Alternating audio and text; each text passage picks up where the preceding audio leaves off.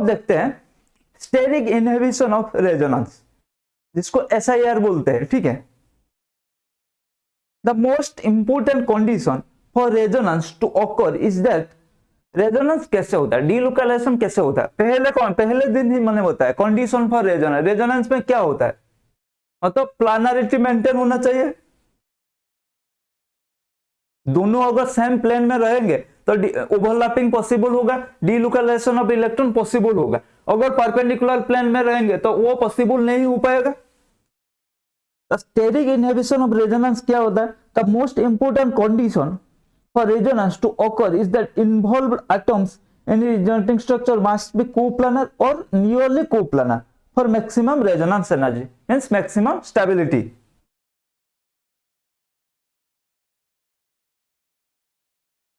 If this condition does not fulfill, the involved orbital cannot be parallel to each other and as a consequence delocalization of electron or positive charge cannot occur. अगर parallel नहीं हुए, ठीक है, मान लो ये एक atom है, ये एक एटम है, ठीक है, ये दोनों का, ये मतलब ये ए एटम का p ऑर्बिटल है, ये बी एटम का p ऑर्बिटल, ये दोनों ऐसे है पैरेलल, ठीक है। ऐसे होगा तो इनके बीच में क्या ओवरलैपिंग हो पाएगा और इलेक्ट्रॉन का डीलोकलाइजेशन इजीली हो पाएगा। लेकिन कंडीशन देख लो, अगर इस तरह है, ए एटम ऐसे है, बी एटम उसको परपेंडिकुलर है, तो क्या इन दोनों के बीच में ओवरलैपिंग हो पाएगा, नहीं हो पाएगा। अगर ओवरलैपिंग अच्छे से नहीं हो पाएगा तो डीलोकलाइजेशन ऑफ इलेक्ट्रॉन पॉसिबल नहीं होगा, ठीक है। अगर ऐसा रहेगा तो मतलब थोड़ा बहुत अगर प्लानरिटी में चेंज आएगा तो वो चल जाएगा, ठीक है। लेकिन अगर एग्जैक्टली परपेंडिकुलर प्लेन में आ गया तो कैसे होगा, नहीं हो पाएगा ना। वही बात स्टेरिक इनहिबिशन ऑफ रेजोनेंस बोल रहा है, मतलब ये क्या करेगा, रेजोनेंस को इनहिबिट करेगा ड्यू टू स्टेरिक इफेक्ट। देखो, there are many examples in which resonance is inhibited or reduced because the involved atoms or orbital are sterically forced out planarity and the phenomenon is called resonance inhibition of resonance. क्या है, there are many examples in which resonance is inhibited or reduced because the involved atoms or orbital are sterically माने crowded, means sterically crowded होता है, ठीक है। इसीलिए वो प्लानरिटी को फोर्स करके क्या करता है, परपेंडिकुलर प्लेन को ले आता है। इसी को हम बोलते हैं स्टेरिक इनहिबिशन ऑफ रेजोनेंस। कुछ एटम का, कुछ बल्कि एटम का स्टेरिक क्राउडिंग के वजह से रेजोनेंस में रिड्यूस होना या रेजोनेंस को इनहिबिट करना को हम बोलते हैं steric inhibition of resonance. For example, in dimethyl aniline, the orbital having lone pair of electron present on nitrogen atom is in plane of the benzene ring, hence lone pair takes part in delocalization. क्या क्या sir figure के through दिखाओ ना हमें। देखो, इन dimethyl aniline, अरे बेटा dimethyl aniline कैसा होता है, ठीक है, ये होता है CH3, ठीक है, नाइट्रोजन में लोन पेयर है, ये नाइट्रोजन का लोन पेयर ये बेंजीन के साथ क्या है, पैरेलल प्लेन में है, ठीक है। तो इसमें से क्या होगा, इसमें आसानी से हमारा रेजोनेंस हो जाएगा, ठीक है। इसमें तो हो गया रेजोनेंस, बट ये था हमारा डाइमिथाइल एनिलीन। देखो यहाँ पे मैं वही चीज बता देता हूं, ये तो आसानी से होगा। अगर यहीं पर कुछ हम बल्कि सा ग्रुप लगा देंगे, ठीक है, मान लो एक बल्कि सा ग्रुप लगा देंगे, फिर ये क्या करेगा, फिर ये प्लेन में आने नहीं देगा, ठीक है, ठीक है, ये रोटेट हो जाएगा, एक परपेंडिकुलर प्लेन में चला जाएगा, तो रेजोनेंस नहीं हो पाएगा। देखते हैं कैसे। On the other hand, N dimethyl 2,6-dinitro-aniline, the NMe2 group is out of the plane of benzene ring owing to the presence of two bulky nitro groups in the vicinity of NM2 group, and consequently the lone pair of electron on the nitrogen atom of NMe2 group cannot get delocalized through lone pair and p conjugation। कैसा देखते हैं, देखो ये था हमारा, यहीं पे draw करता हूं, देख लो, ये था हमारा N डाइमिथाइल एनिलीन, ठीक है, ये तो था, ये हमारा अच्छा बच्चा था, इसमें कोई बल्कि ग्रुप नहीं था, नाइट्रोजन का लोन पेयर बेंजीन रिंग के साथ पैरेलल प्लेन में था, अच्छे से डीलोकलाइज हो गया।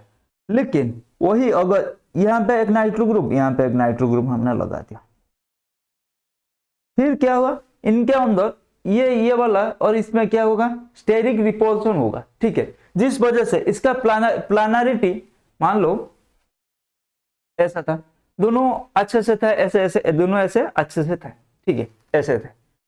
लेकिन यहीं पे कुछ आ गए, कुछ ग्रुप आ गए, तो ये क्या करेगा, ये अब ऐसे नहीं रहने देगा, ये इसको ऐसे कर देगा, ठीक है, क्योंकि यहाँ पे और स्पेस नहीं बचेगा। इसको ये फोर्सफुली क्या करेगा, भाई तू हट जा और तू परपेंडिकुलर प्लेन में चला जा।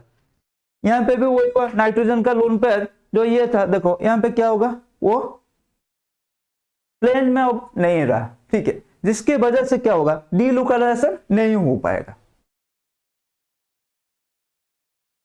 तो इसीलिए क्या हो गया, जब डीलोकलाइजेशन ही नहीं होगा, रेजोनेंस कहां से आएगा। रेजोनेंस को हम आसान भाषा में क्या बोलते हैं, डीलोकलाइजेशन ऑफ पाई इलेक्ट्रॉन। अगर रेजोनेंस ही नहीं होगा तो फिर अगर डीलोकलाइजेशन ही नहीं होगा तो रेजोनेंस कहां आएगा, इसी को हम बोलते हैं steric inhibition of resonance. Word itself से स्टेरिक क्राउडिंग के वजह से रेजोनेंस को जो इनहिबिट करता है या रिड्यूस करता है, उसी को हम बोलते हैं स्टेरिक इनहिबिशन ऑफ रेजोनेंस।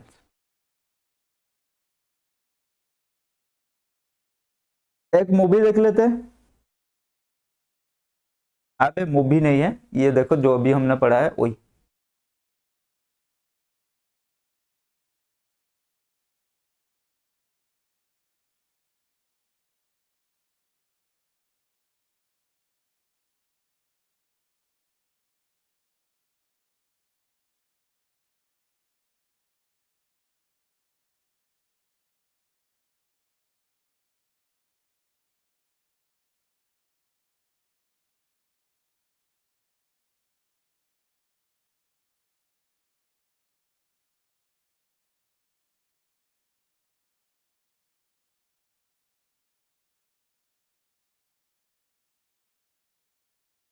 समझ में आ गया। जैसे ही नाइट्रो ग्रुप आया तो ये जो प्लेन में था उसको परपेंडिकुलर प्लेन में, मतलब प्लानरिटी लॉस्ट करना पड़ा। देन अब देखते हैं, the steric inhibition of resonance has profound effect on physical properties, acidity and basicity, reactivity of organic compound. कैसे देखते हैं, पहले देखते हैं फिजिकल प्रॉपर्टीज में, देखते हैं bond length and bond strength.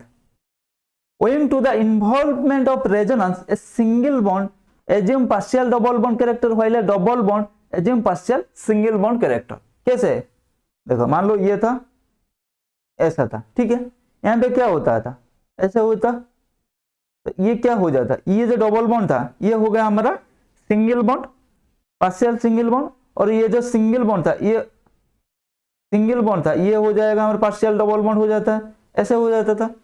But resonance increase the, इसीलिए क्या हुआ, रेजोनेंस जो डबल बॉन्ड का बॉन्ड लेंथ को इंक्रीज कराता था और सिंगल बॉन्ड का बॉन्ड लेंथ को डिक्रीज कराता है। आपको पता है क्या है, डबल बॉन्ड का bond length less than single bond, thus resonance increase the bond length of double bond, okay, and decrease the bond length of single bond conjugated compound. If steric effect inhibits the resonance, the shortening of single bond or lengthening of double bond does not occur. अगर steric effect आ गया, वो तो बोलेगा भाई मेरे रहते हुए तुम रेजोनेंस कैसे करोगे, मैं तो रेजोनेंस करने नहीं दूंगा। स्टेरिक इनहिबिशन ऑफ रेजोनेंस क्या करता है, अरे भाई तुम खुश हो रहे, आएगा बोलेगा अरे सिंगल बॉन्ड तू छोटा हो गया, तुझे बड़ा मजा आ रहा है, डबल बॉन्ड को बोलेगा भाई तू थोड़ा बड़ा होगा, तुझे तो बड़ा मजा आ रहा है, लेकिन अब ऐसा नहीं होगा, मैं करने नहीं दूंगा डबल बॉन्ड सिंगल बॉन्ड। अरे भाई क्या बात कर रहे हो, तू करने नहीं देगा, नहीं करने दूंगा, कैसे कैसे कैसे बता, कैसे करने नहीं दूंगा, अरे मेरा जो वो जो प्लेन में है ना, इसीलिए तुम लोग मतलब इलेक्ट्रॉन शेयर करके डीलोकलाइज करके ये सब ड्रामा कर रहे हो ना, मैं वही होने नहीं दूंगा, प्लेन से हटा दूंगा, ठीक है, इसीलिए तो मुझे बोलते हैं स्टेरिक इनहिबिशन ऑफ रेजोनेंस, मेरा नाम यही है। ठीक है भाई क्या करे, थोड़ा चलो ठीक है कोई बात नहीं, हम सह लेंगे, ये लोग भी हम सह लेंगे।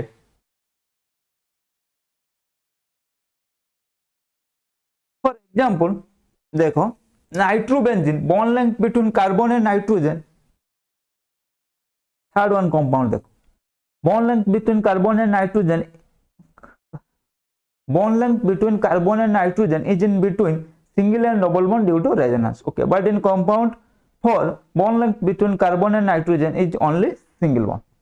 देखो यहाँ पे कार्बन एंड नाइट्रोजन का बॉन्ड लेंथ जो होता है ये ऐसा होगा, ठीक है, between single and double bond. लेकिन यहाँ फोर्थ वन में देखो टर्शियरी ब्यूटेल आ गया है, भाई मैं अब आ गया, मैं तो करने नहीं दूंगा, मैं प्लानरिटी डिस्ट्रॉय कर दूंगा, ठीक है। अब कार्बन और नाइट्रोजन का बॉन्ड क्या हो जाएगा, वही सिंगल बॉन्ड रह जाएगा,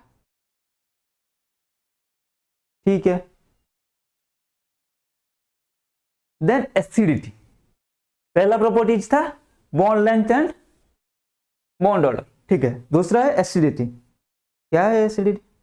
since steric hindrance reduces or prevent delocalization of electron resonance, steric inhibition of resonance has appreciable effect on acidity of the compound. कैसे? Let us consider acidity of two isomeric phenol. Phenol 1 देखते हैं, phenol 2 देखते हैं, ठीक है, दिखाओ sir. Phenol 1 is more acidic than phenol 2. In 1, nitrophenol takes part in delocalization of negative charge of the phenoxide, and thus anion of phenol is stabilized due to delocalization, which increase the acidity. यार sir कुछ समझ में नहीं आया, अच्छे से बताओ ना। अरे बाबा, एसिड क्या है? एसिड का स्ट्रेंथ कैसे पता चलेगा? मान लो मैं हूं एसिड, मेरा स्ट्रेंथ कैसे पता चलेगा? मैं जितना जल्दी H+ दे सकता हूं, अगर जितना जल्दी H+ दे पाऊंगा उतना मतलब मेरा स्ट्रेंथ उतना ज्यादा होगा, ठीक है। एसिड इज H+2 ना, और मैं ये जो H+ दूंगा कैसे दूंगा? अगर H+ देने के बाद मैं जो आनायन बन जाऊंगा ना, अगर मेरा आनायन ज्यादा स्टेबल होगा तो फिर मैं ज्यादा स्टेबल मतलब जितना जल्दी हो सके उतना दे पाऊंगा। अरे फॉर एग्जांपल देखो, जैसे कोविड आया, कोविड के टाइम में सारे सेलिब्रिटी, सारे बिजनेसमैन ने करोड़ों में डोनेट किया, ठीक है। लेकिन हमें कोई पूछता है, भाई 8 रुपीज में नहीं निकलता हमारा पैकेट से, अरे पैसा हो तो तब देंगे ना। लेकिन उनके पास तो लाखों करोड़ों रुपए का है, वो इजीली दे पाएंगे, ठीक है। सिमिलरली वही है, अगर H+ देने के बाद एसिड स्टेबल रहता है, मतलब एसिड का जो आनायन बनता है अगर वो स्टेबल रहता है H+ देने के बाद, तो वो इजीली दे पाएगा। हमें क्या पता है, अगर डिलोकलाइज हो जाएगा कोई चार्ज तो वो ज्यादा स्टेबल होगा। फिनोल 1 में देखो, यहाँ पे H+ देने के बाद जो नेगेटिव चार्ज बनेगा ये क्या होगा, ये कॉन्जुगेशन में रहेगा, ठीक है। तो इसीलिए ये ज्यादा स्टेबल होगा।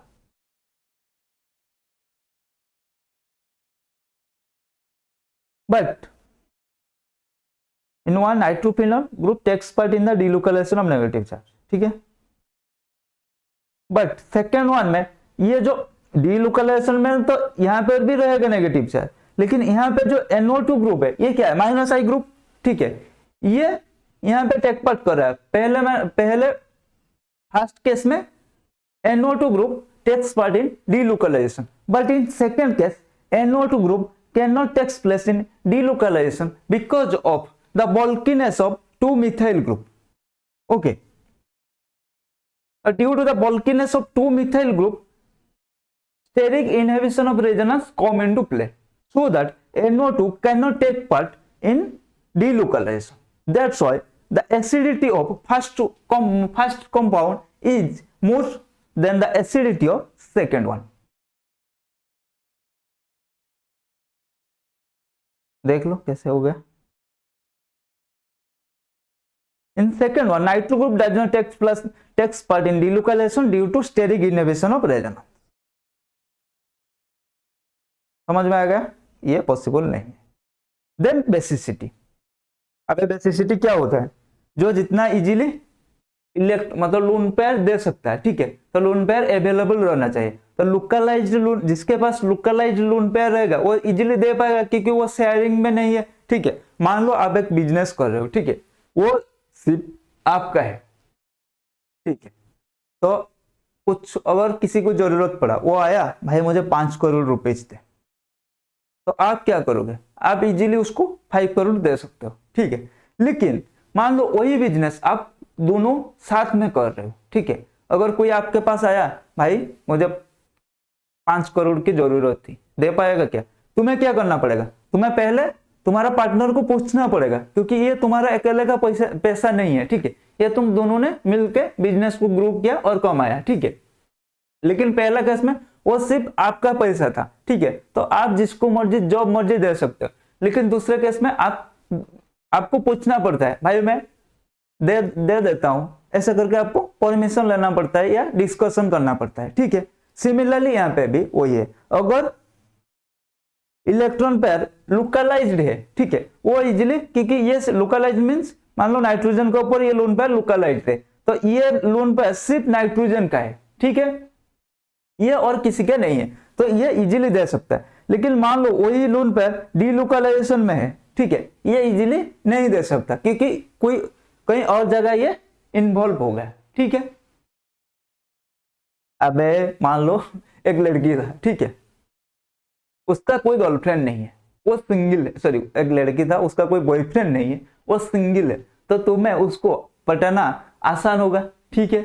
लेकिन वही दूसरा केस में एक लड़की थी, उसका बॉयफ्रेंड भी थे, ठीक है, तो उसको आपको पटाना थोड़ा मुश्किल होगा, ठीक है। आईफोन वगैरह गिफ्ट देना पड़ेगा, उसका बॉयफ्रेंड से ज्यादा शॉपिंग वगैरह कराना पड़ेगा, ठीक है, तो अब जाके वो पटेगी ना, ऐसे थोड़ी पड़ जाएगा। लेकिन अगर वो सिंगल होता तो आपको कम मेहनत में पड़ जाती है, ठीक है। ऐसे ही बात यहीं पर भी है। तो बेस क्या है, इलेक्ट्रॉन पेयर जितना जल्दी दे सकता है, ठीक है। तो देखो अगर रेजोनेंस में क्या होता है, डीलोकलाइजेशन हो जाता है लोन पेयर, तो वो इजीली नहीं दे पाएगा। अगर वहीं स्टेरिक इनहिबिशन ऑफ रेजोनेंस आ जाएगा तो क्या करेगा, वो इलेक्ट्रॉन को लोकलाइज कर देगा, तो वो इजीली दे पाएगा। तो स्टेरिक इनहिबिशन ऑफ रेजोनेंस के वजह से बेसिसिटी इंक्रीज करता है, एसिडिटी डिक्रीज करता है। अरे बाबा स्टेरिक इनहिबिशन, बेस बोलेगा भाई तू तो मेरे लिए देवमानुष निकला रे, और एसिड बोलेगा अरे चीटर तेरा वजह से मेरा एसिडिटी घट गया ना। तो कोई किसी के लिए बुरा बन जाता है, कोई किसी के लिए अच्छा बन जाता है। ये तो हमारा सुसाइड में होता रहता है, और केमिस्ट्री में भी वही होता है। कुछ कॉन्सेप्ट कुछ के मतलब जैसे steric inhibition of resonance basicity के लिए देवमानुष बन गया, लेकिन एसिडिटी के लिए वही बुरा आदमी बन गया, ठीक है। ये तो समझ में आ गया। देन रिएक्टिविटी क्या है, coupling reaction takes place between aniline and benzene diazonium salt. In this reaction, benzene diazonium salt behave as an electrophile. It is very electrophile, hence it couples with strong nucleophile that is aniline. ठीक है, समझ में आ गया। Although aniline gives coupling reaction, aniline तो easily coupling reaction दे दिया, लेकिन NN26 टेट्रामिथाइल aniline नहीं दे पाएगा, क्योंकि टेट्रामिथाइल ग्रुप के वजह से इसका स्टेरिक क्राउडिंग आ जाएगा, जो इसका प्लानरिटी को डिस्ट्रॉय कर देगा, ठीक है।